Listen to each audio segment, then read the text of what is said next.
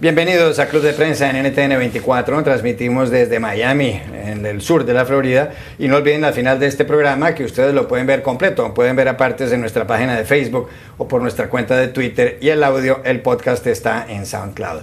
Les doy la bienvenida a los invitados a este programa. En primer lugar está Claudia Plazas, de BBC o BBC Monitoring. Gracias, Claudia, como siempre, por estar aquí. Marcos Martínez, también de BBC Monitoring, periodista mexicano, gracias por acompañarnos. Gracias a ti por la invitación. Y Ángel Bermúdez, de BBC Mundo, gracias por estar en este programa. Gracias por la invitación.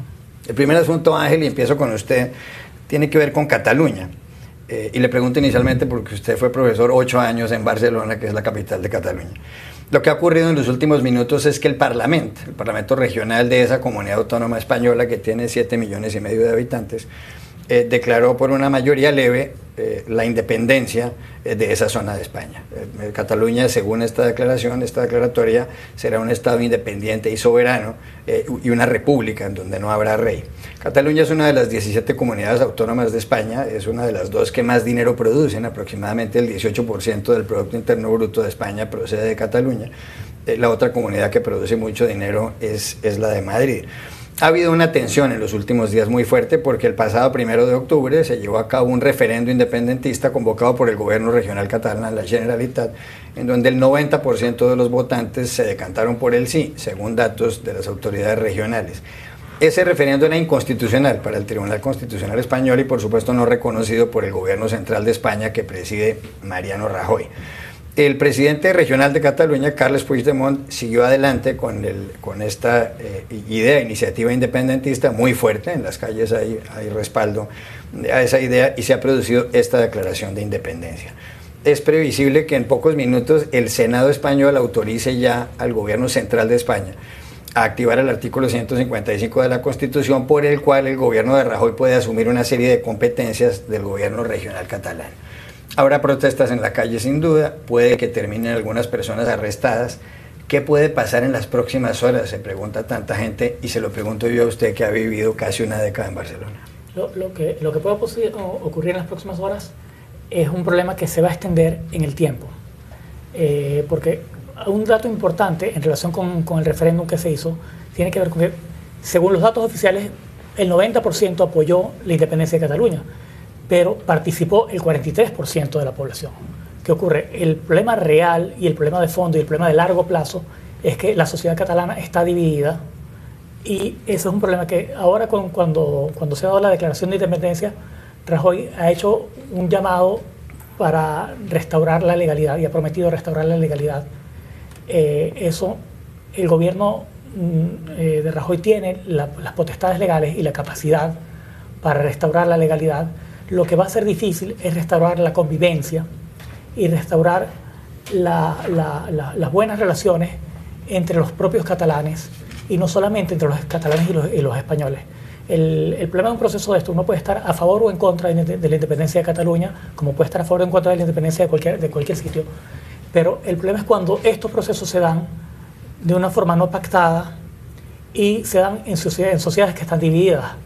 Digamos, el Parlamento ha hecho ahora esta declaratoria, pero mi pregunta es, ¿cómo va el Parlamento a llevar adelante esto? Incluso si no se olvida de Rajoy, si no hubiera resistencia, esta resistencia tosuda de parte de Madrid, y cómo lleva adelante Puigdemont este proceso con más de la mitad o la mitad de los catalanes en contra de lo que puede ocurrir.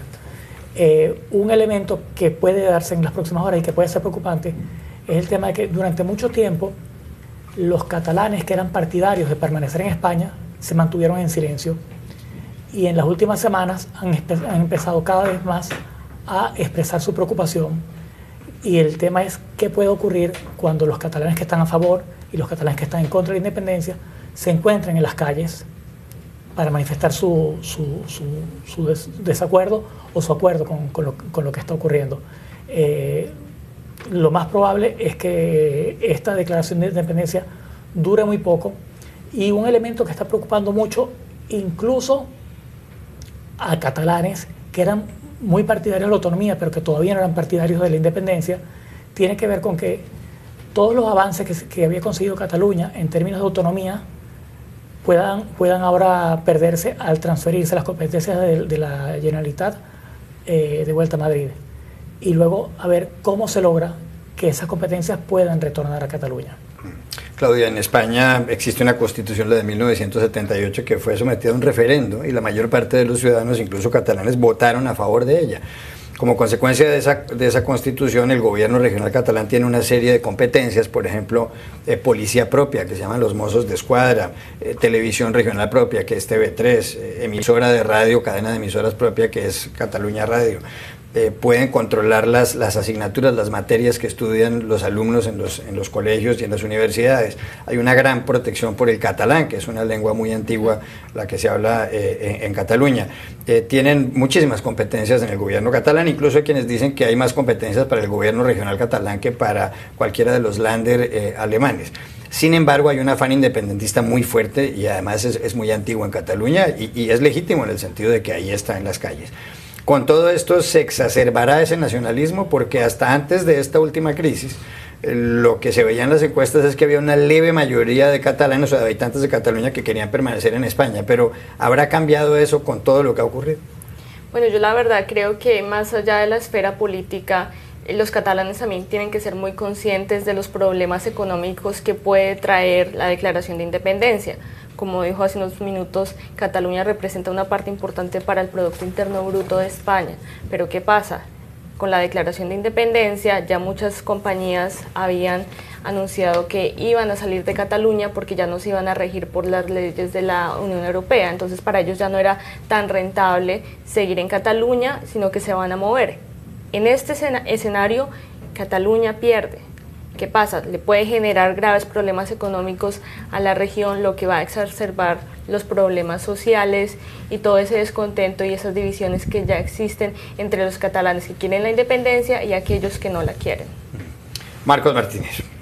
Sí, mira, los efectos económicos, sociales que pueden haber después de un cambio de esta envergadura son realmente difíciles de analizar en este momento. Como bien decía Ángel, como apuntaba Claudia, hay un factor social que sin duda puede derivar en violencia, hay otro factor económico en el que puede haber desempleo, puede haber crisis, puede afectarse a las familias que justo están abogando por una Cataluña independiente.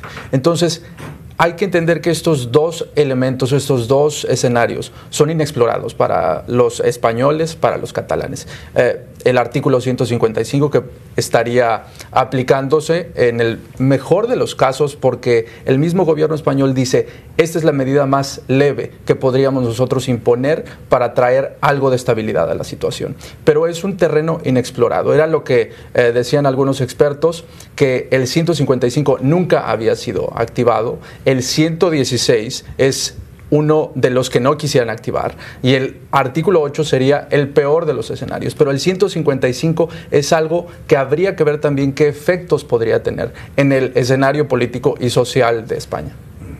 ¿Qué puede pasar en el resto de Europa con esto que está ocurriendo? Porque hay zonas del territorio europeo en donde hay afanes independentistas importantes. Lo ha habido en Escocia, donde tuvo lugar un referendo en un momento dado, pero lo hay en la parte norte de Italia, en lo que se llama la Padania, o lo que llaman también la Liga Norte. Los hay incluso en algunas partes de Francia, en algunas de las islas francesas, muy levemente en la Bretaña, que están en el occidente del país. ¿Qué puede ocurrir con este tipo de movimientos? Porque la Unión Europea, por supuesto, se ha pronunciado en la crisis catalana a favor del gobierno español, justamente temerosa, y lo dijo el señor Jean-Claude Juncker, el presidente de la Comisión Europea, dijo: yo no quiero ver una Europa no de 28 miembros, ahora son 27 porque el Reino Unido se ha ido, y yo no quiero ver una Unión Europea no de 27 miembros, sino y que podría ser de 98, llegó a decir él, lo cual sería algo muy crítico, y por supuesto está exagerando el señor Juncker. ¿Qué puede pasar con esos movimientos del resto de Europa con todo lo que ha sucedido? A ver, lo que van a estar sobre todo es observando qué ocurre en Cataluña. Da la impresión de que la Unión Europea va a hacer todo lo posible por seguir mandando todas las señales a Cataluña, en el sentido de que su independencia de esta manera no va a ser tolerada por la Unión Europea. Rajoy y desde la oficina de Rajoy han sido muy claros en el sentido de que no habría ningún tipo de apoyo para una independencia, digamos, para una Cataluña independiente integrándose en la Unión Europea. Y yo creo que, a ver, la Unión Europea es un club de estados, con lo cual estos estados, lo que ocurrió en Reino Unido con Escocia, que se les permitió hacer referendos de independencia, es de alguna manera hasta ahora una excepción, y no parece claro que haya muchos países de la Unión Europea que estén dispuestos a que este proceso se vaya dando. Pero más preocupante que el escenario europeo, yo creo que tiene que ver es el tema interno catalán, porque esta fractura es tremenda, es muy dura, y sobre todo me gustó lo que dijo Marcos, es lo imprevisible de este escenario. Son aguas no exploradas nunca, sí, pero además hay un elemento adicional que tiene que ver con que cada decisión que se va tomando genera cambios en la opinión pública. Por ejemplo, antes del referéndum había una parte importantísima de los catalanes que incluía a muchos de los que no querían la independencia, que querían ir a votar. Y eso disminuía la visión que se tenía, digamos, dañaba la visión que se tenía del gobierno de Rajoy en Cataluña, porque los catalanes mayoritariamente querían votar. Ahora, una vez que se declaren que se procede a la declaración unilateral de la independencia, probablemente quienes veían con buenos ojos la opción de votar, aunque fuera para votar en contra de la independencia, van a ver de peor manera digamos, a los nacionalistas catalanes. Y esto está generando una brecha que, a ver, los catalanes históricamente han sido un pueblo, digamos, muy demócrata y pacífico. Muy pacífico, es impresionante realmente. Y es un pueblo muy cívico. Yo creo que ahí es donde te pueden estar las mayores esperanzas de que este proceso se resuelva racionalmente, porque los catalanes realmente son muy cívicos. Pero está ese tema de la imprevisibilidad de lo que puede ocurrir. A mí se me gustaría resaltar algo, y es que una parte importante de cualquier declaración de independencia es asegurarse de que existe reconocimiento en la comunidad internacional. Yo creo que el caso de Cataluña va a sentar un precedente muy importante, porque la Unión Europea, más allá de involucrarse activamente en los asuntos internos de España, lo que va a hacer es abstenerse de reconocer a Cataluña, que de cierto modo se puede interpretar como un apoyo al gobierno del presidente del gobierno español, Mariano Rajoy. El Senado español, mucha atención, hace pocos minutos acaba de aprobar la activación del artículo 155 de la Constitución, por el cual el gobierno central puede asumir competencias del gobierno regional de Cataluña, de lo que se conoce como la Generalitat. Ya regresamos a Club de Prensa. Volvemos a Club de Prensa en NTN 24 desde Miami. Claudia, hay noticia aquí en Estados Unidos y tiene que ver con John Kennedy, el presidente que fue asesinado el 22 de noviembre de 1963 en Dallas, hace casi 54 años, por Lee Harvey Oswald, un hombre que le disparó desde un edificio contiguo al lugar en donde iba la caravana de Kennedy, y que fue asesinado además 48 horas después por un mafioso que se llamaba Jack Ruby. El presidente Donald Trump dijo que iba a levantar el secreto que pesaba sobre alrededor de 3.100 documentos en los archivos nacionales en Washington, de que iba a levantar ese secreto ayer. Eso era consecuencia de una ley de 1992. Todo el mundo estaba a la expectativa de qué iba a pasar ahí, pero sin embargo, el señor Trump levantó el secreto solamente sobre el que pesaba sobre 2.891 papeles, y va a mantener en secreto, sin embargo, otros 200 documentos aproximadamente, al menos durante medio año, todo esto por una sugerencia de la CIA y del FBI. ¿Va a continuar entonces el misterio sobre la muerte de Kennedy, el misterio de si ahí hubo alguna conspiración, de si fue la CIA la que lo mandó a matar, o si fue el vicepresidente Lyndon Johnson que reemplazó a Kennedy a los pocos minutos del asesinato el que lo mandó a matar, o si fue la KGB soviética la que lo mandó a matar, o si fue Cuba, o si fue simplemente el señor Lee Harvey Oswald el que lo mató? Bueno, esto que se iba a publicar no era casi ni el 1% de los documentos que ya se habían publicado antes. Y imagínense, si ya habían publicado casi 5 millones de documentos y aún seguimos en esta duda, en realidad, ¿qué tanto se puede encontrar en los 200 documentos que no fueron publicados? Claro, había mucha expectativa de qué iba a pasar, qué se iba a revelar, pero al gobierno del presidente Trump no le salió la jugada como esperaba, porque la CIA y el FBI hicieron varios requerimientos para que no se publicaran todos los documentos. había mucha expectativa de que se iba a revelar sobre los detalles de la visita de Oswald a México, donde supuestamente se reunió con oficiales soviéticos y con oficiales cubanos. De los documentos que se publicaron, no salió nada de eso. Hay un detalle muy particular que sí se reveló, y es una lista de una recompensa que había por gente anticastrista acá en Estados Unidos por el asesinato de Raúl Castro, de Fidel Castro y del Che Guevara. Ofrecían cierta cantidad de dinero. Eso sí se publicó en los documentos que salieron ayer. Igual, esto, como yo había dicho en el programa anterior, esto se ha manejado más como entretenimiento que como un tema político, que como un tema de seguridad nacional, que precisamente ese fue el motivo por el cual se hizo esta ley en 1992, para dejar sellados esos documentos al menos por 25 años. Habrá que esperar que sale próximamente con los documentos que están en este momento bajo revisión.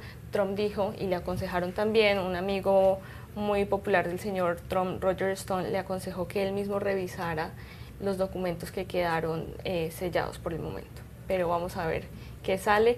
Yo la verdad personalmente no tengo muchas expectativas. Como dije antes, han salido montones de documentos, seguimos en las mismas incógnitas. Yo creo que lo más probable es que estos documentos antes den pie a más teorías conspirativas. ¿Usted también tiene la misma percepción de Claudia Plazas? Fíjate que hay un dato ahí, es esta desclasificación de los documentos estaba establecida en una ley. En 1992 se dijo se tienen que desclasificar 25 años después que se cumplieron ayer. ¿Qué ya se había desclasificado? Lo que ya sabíamos era que la CIA y el FBI habían intentado encubrir, y esto está comprobado, hay documentos que lo avalan, habían intentado encubrir que ya habían estado investigando a Lee Harvey Oswald. Ellos ya tenían información de cuáles eran sus movimientos. La familia del asesino había sido altamente investigada, había sido sometida a un proceso de escrutinio tremendo por parte de la CIA, cosa que Harvey Oswald también alcanzó a declarar en algún documento que ya está desclasificado. Entonces, la teoría principal es que la CIA y el FBI intentaron encubrir ciertas actividades que ellos mismos consideraban pudo haber derivado en el asesinato de John F. Kennedy. Ellos se sintieron, de acuerdo con estos expertos que han analizado el tema, que iban a aparecer como negligentes en la investigación de Harvey Oswald. Lo que habría de revelarse si Trump autorizaba la desclasificación de todos los documentos, de los cuales 2.800 ayer sí fueron desclasificados, era que era la inteligencia que había compartido la CIA y el FBI con sus contrapartes mexicanas. ¿Y qué le habían dicho las contrapartes mexicanas a la CIA y el FBI? Esto es lo que más le preocupaba a las agencias de inteligencia de Estados Unidos, que se diera a conocer. ¿Por qué? Porque ahí puede haber otra información que revele cuán negligentes pudieron haber sido.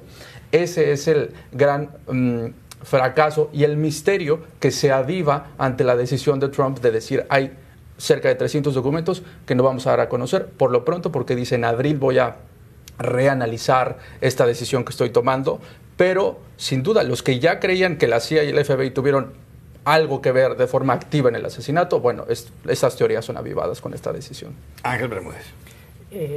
Lo que es fantástico con esta historia es que ha pasado medio siglo y todavía seguimos cautivados por este misterio, y a mí me maravilla que los propios historiadores estén todavía especulando sobre qué pudo haber ocurrido, qué puede haber en estos documentos. Y efectivamente tiende a haber un cierto consenso, o al menos muchos historiadores que coinciden en pensar que lo que queda en estos documentos tiene que ver, por cierto, con un trabajo que publicamos en BBC Mundo hace poco, que tenía que ver con el viaje que hizo Oswald a México y sus reuniones con estos agentes cubanos y mexicanos, cubanos y soviéticos. Y lo interesante es que efectivamente parece que las agencias lo que están es tratando de tapar, o al menos hacia allá apuntan los analistas que han entrado en el tema, que han estado tratando de tapar sus propias fallas, digamos, que no quieren que se sepa cuánto sabían ellos de Oswald y cuánto sabían acerca de este viaje a México, lo que perfectamente habría podido quizás evitar el asesinato de Kennedy. Es decir que aparentemente no descubriríamos con estos documentos ninguna cosa realmente excepcional, sino simplemente sería como tratar de las agencias tapar sus vergüenzas, ¿no? El otro elemento que manejan los historiadores es que quizás haya todavía alguna fuente viva que no quieran exponer con esta desclasificación. Hay otro dato curioso que justamente lo publica la BBC con respecto a los documentos desclasificados de ayer y se relaciona con que 25 minutos antes del asesinato de Kennedy, que se produjo algo después del mediodía, que el 22 de noviembre de 1963 en Dallas, un editor senior de un periódico local en Inglaterra que se llama Cambridge News, The Cambridge News, un periódico de la ciudad de Cambridge, en donde está la universidad, que es una ciudad muy pequeña, recibió una llamada de alguien que le dijo: mire, llame usted a la embajada de Estados Unidos porque se va a producir una noticia importante, una noticia grave. Y suena coincidencial, pero no hay más investigaciones sobre el asunto. Quizás en los documentos que falta por desclasificar podamos terminar de dilucidar ese misterio, ¿no? Claro que uno de los problemas es que igual todos estos documentos son editados, ¿no? Entonces muchas partes puede que los publiquen, pero muchas partes salen aún así en negro. Otro detalle importante que se ha mencionado mucho es que antes de morir Harvey Lee Oswald escribió una carta en prisión donde se quejaba del monitoreo que le habían hecho a su familia, pero al parecer uno de los agentes de la policía se asustó tanto que lo que hizo fue romper la carta y echarla al inodoro. Ese incidente se reportó, se supone que está en los archivos que se iban a desclasificar, pero hasta el momento no se ha tenido mayor aclaración sobre ese hecho en particular, lo que comprobaría que las agencias de inteligencia sí lo estaban siguiendo, sí lo tenían en una lista, pero aún así se actuó de manera negligente porque no se fue más allá, no se hizo nada para impedir el accionar de Oswald. Hay otro documento ahí que también fue desclasificado a finales de los 90, firmado por J. Edgar Hoover, en el que se dice que durante su visita a México, que es lo que sí se sabe de la visita del asesino de Kennedy a México, él había hablado abiertamente de sus intenciones de matar a Kennedy.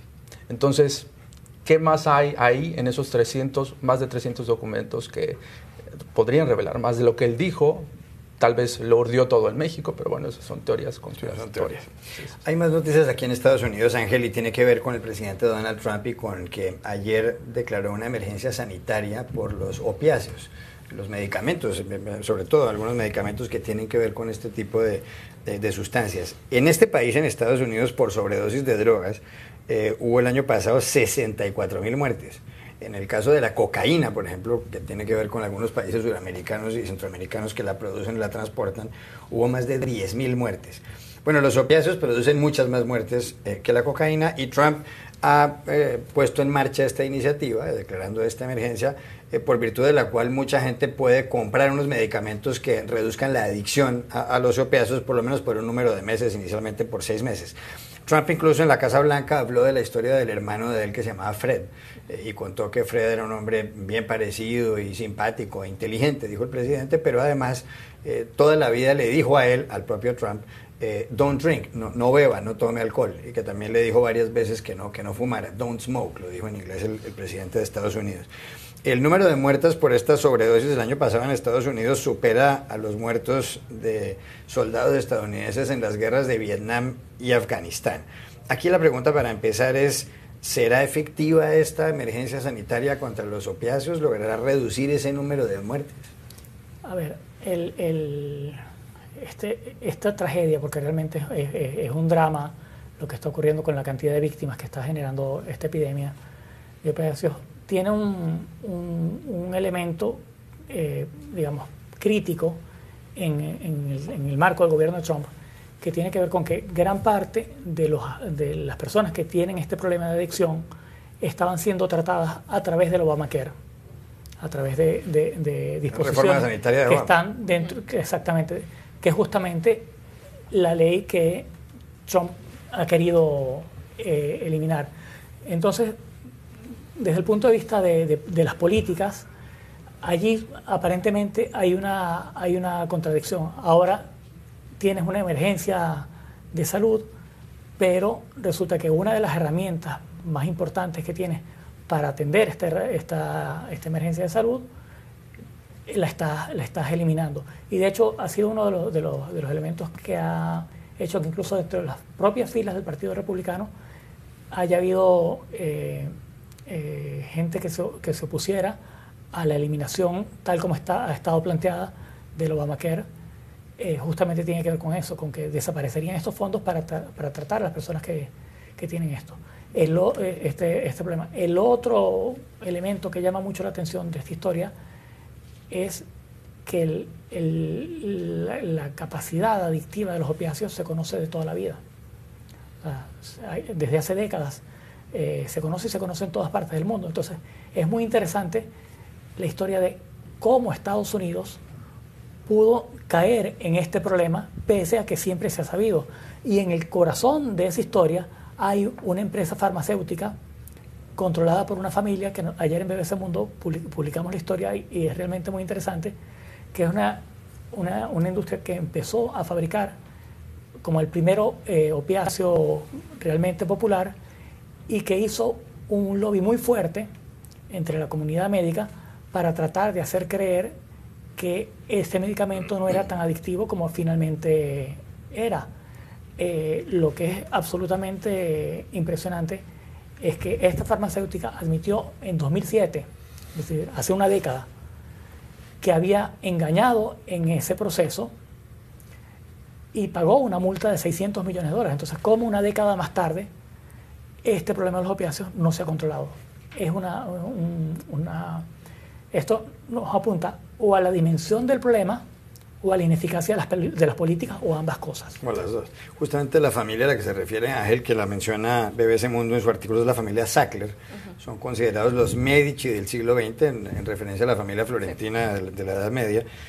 Han hecho donaciones al Museo del Louvre en París, al Museo Británico en Londres, y la fortuna empezó en Brooklyn, en Nueva York, por 3 hermanos que se llamaban Arthur, Mortimer y Raymond.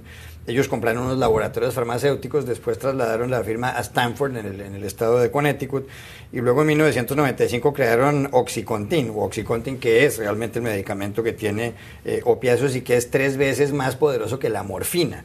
En el año 2001 incluso llegaron a tener unas ventas récord. En los últimos tiempos han llegado a tener al año $1.600 millones. Han sido las ventas de ellos.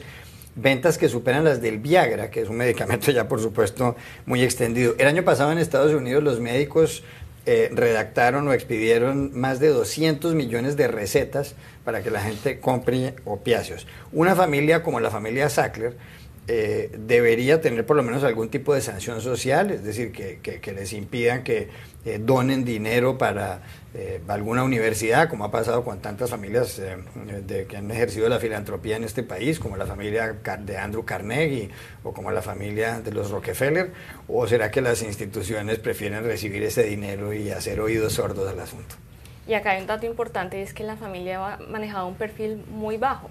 Puede que ellos, sean los dueños, pero ellos no aparecen como la cara de esta empresa farmacéutica. Eso es una jugada muy buena, es muy interesante. Yo creo que lo que hay que ver acá con la decisión del presidente Trump son las dos caras de la moneda. Las desventajas y las ventajas de la decisión que se tomó ayer. Muchos aplaudieron al presidente Trump por haber creado conciencia sobre la crisis, pero otros lo criticaron porque inicialmente se esperaba que lo declararan una crisis, una emergencia nacional. Lo que hizo fue declararlo una emergencia de salud pública. Es diferente porque al declararlo una emergencia nacional hubieran tenido que destinar fondos inmediatamente, mientras que con la emergencia de salud pública son menos los fondos y en realidad como que le pasan la pelota un poco al Congreso, porque el Congreso es el que ahora tiene que debatir qué fondos y de qué manera se le van a dar a los estados para que ellos manejen su crisis.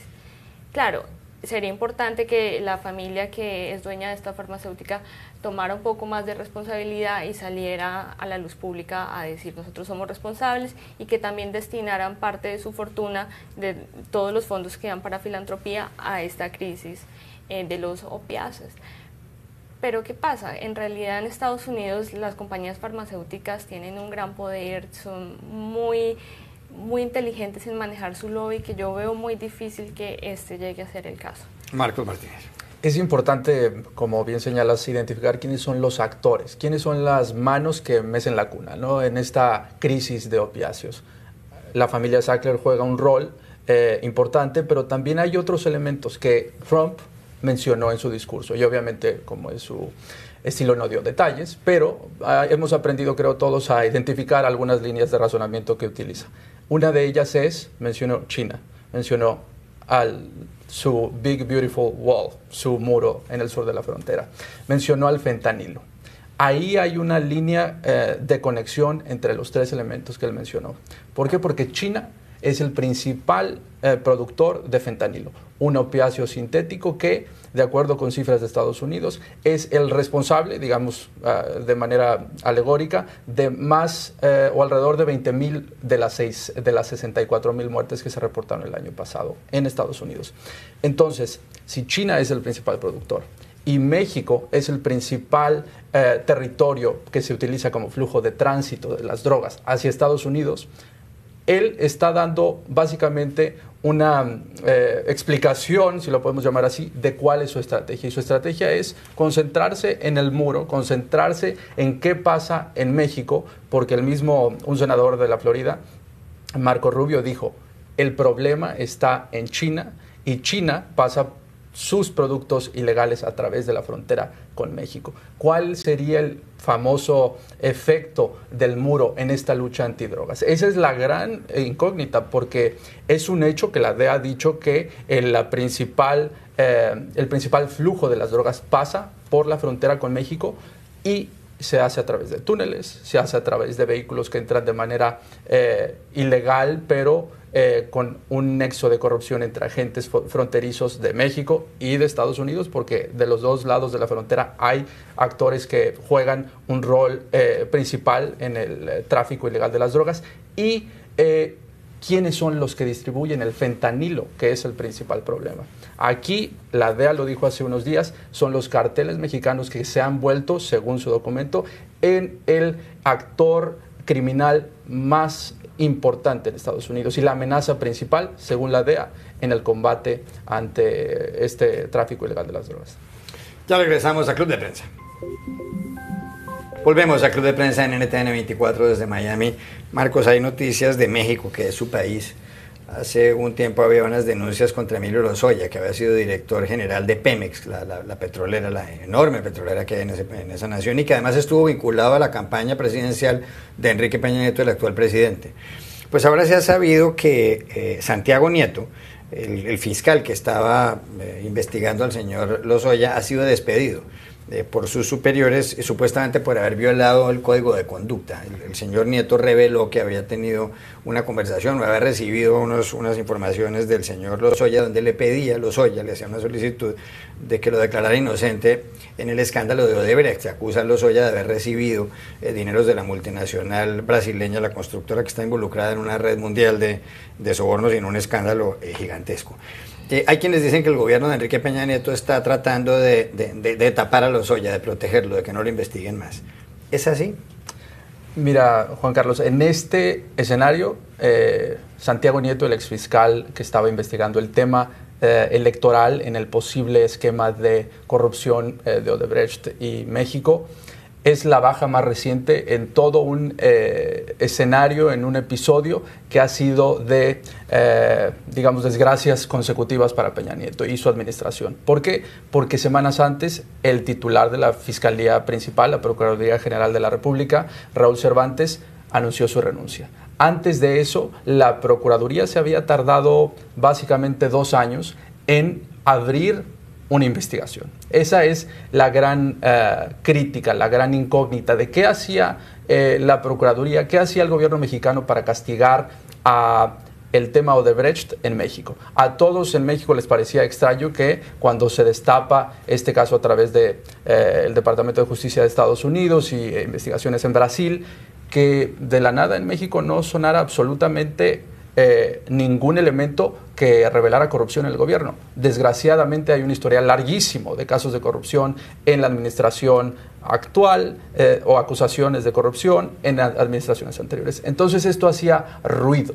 Cuando la Procuraduría abre una investigación es porque vienen informaciones desde Brasil en las que 3 exfuncionarios de Odebrecht dicen: Emilio Lozoya recibió hasta $10 millones de sobornos. Esa fue su acusación. Y cuando esto sale en los medios, y sale en la prensa de Brasil, y sale en la prensa mexicana, es que la Procuraduría dice: vamos a abrir una investigación, vamos a ver qué podemos averiguar.